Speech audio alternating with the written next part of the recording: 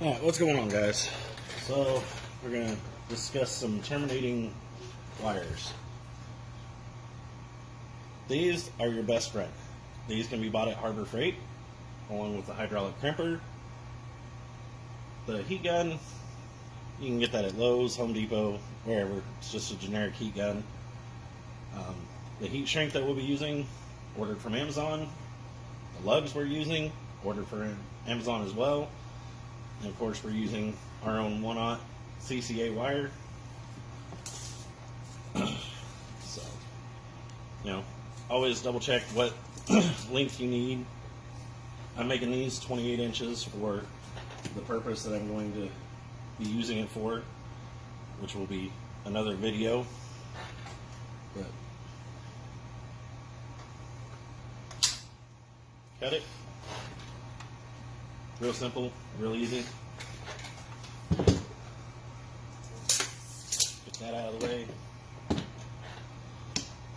So, your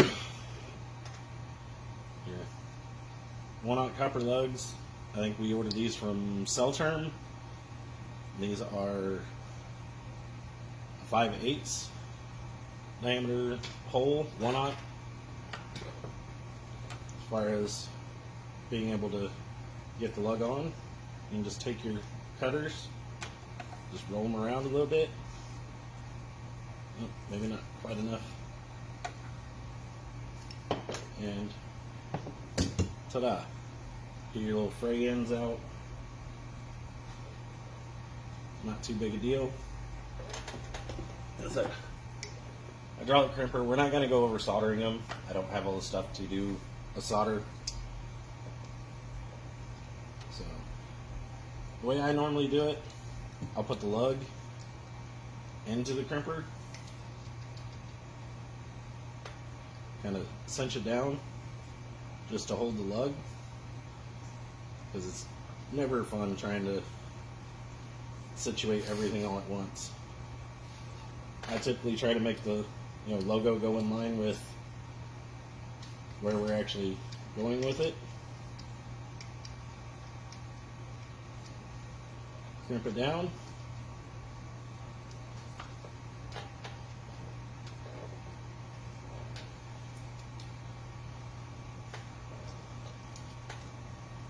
And we have crimp terminal.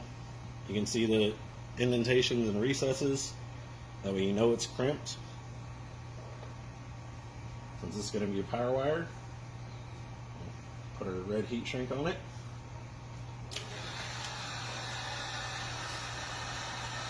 And apply heat. I know this is not the most fun part of this, but ensuring good connections is very crucial to maintaining proper system functionality. Some of this gets really tedious, especially in bigger builds where you're doing 30, 40, 50 of these at a time. But that is one terminated in. Pretty simple. Like I said, we're not going over soldering. I don't have the equipment over here to do a solder connection. If you guys have any questions, by all means, ask. We'll answer them as fast as we can. And until the next video.